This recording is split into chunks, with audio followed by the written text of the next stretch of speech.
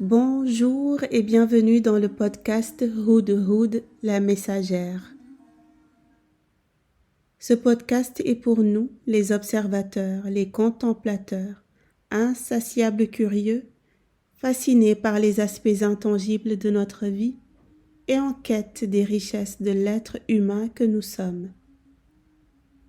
Dans ce podcast, je partage avec vous des situations de vie très banales, vous allez voir, et des questionnements introspectifs, comme une invitation à percevoir la magie et le sacré dans le quotidien et à laisser le sens des expériences se dévoiler.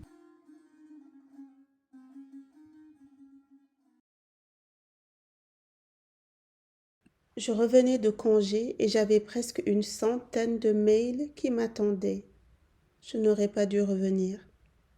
J'ai vu des échanges avec des indicateurs rouges. Il s'agissait d'une affaire que j'avais initialisée et le manager avait demandé à une collègue de finaliser l'affaire en urgence. Tant mieux, une affaire en moins dans mon portefeuille. J'ai ouvert le mail de ma collègue et j'ai été saisie de colère.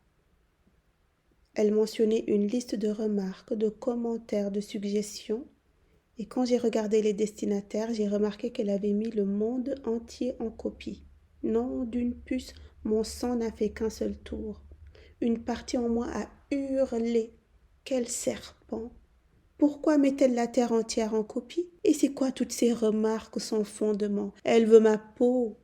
Je savais qu'elle ne m'aime pas, mais là, elle veut me ridiculiser. Elle va me le payer. Elle ne me connaît pas.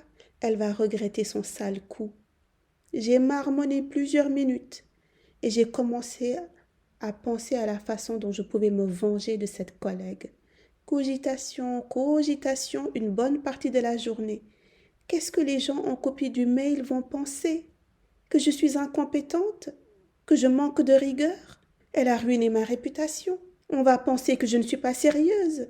Elle a fait exprès de mettre en copie toute l'agence. Ce n'était pas nécessaire. C'est la preuve qu'elle me veut du mal. Le lendemain, j'ai relu son mail encore et encore, en me mordant les lèvres. Que vais-je répondre à cette fourbe? Toutes sortes de pensées machiavéliques m'ont traversée. La colère me tourmentait. Je suis restée avec cet inconfort toute la journée. Puis j'ai entendu.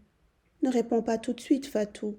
Tu reviens de congé, tu es submergée. Attends un peu, attends.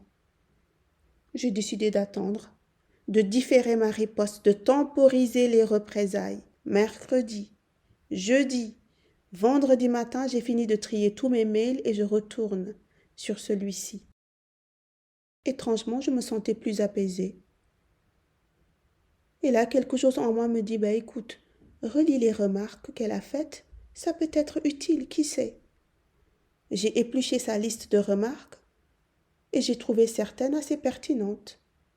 J'ai balayé ses commentaires, j'ai appris des astuces. Quand j'ai eu fini de lire son mail, je me sentais plus calme et j'avais appris pas mal de choses. Voilà, maintenant renvoie-lui un mail de remerciement.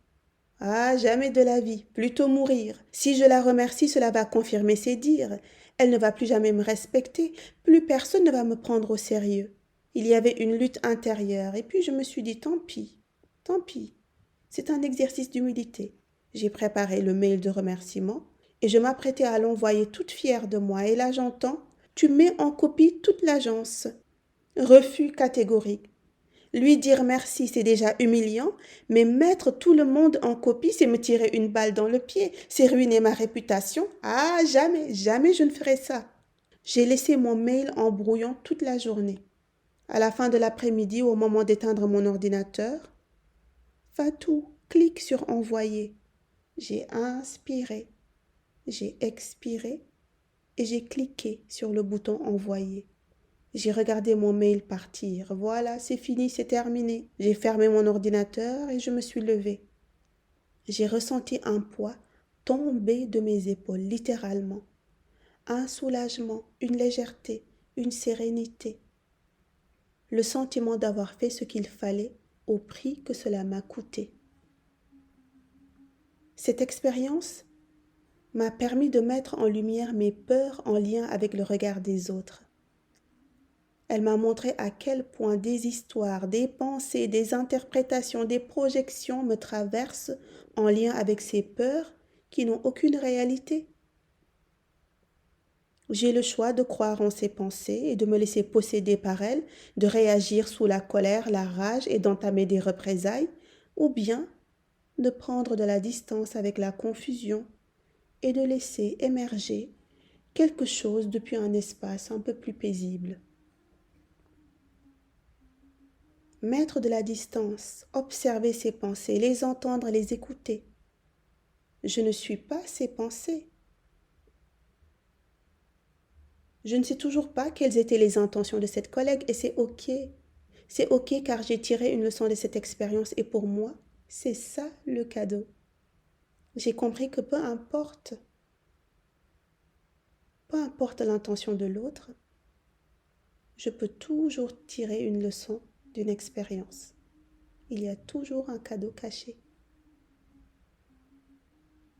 Dis-moi, est-ce qu'il t'est arrivé de juger une situation, un événement, d'avoir une certitude sur une personne et au final de te rendre compte que tu t'es complètement gouré? N'hésite pas, viens me raconter.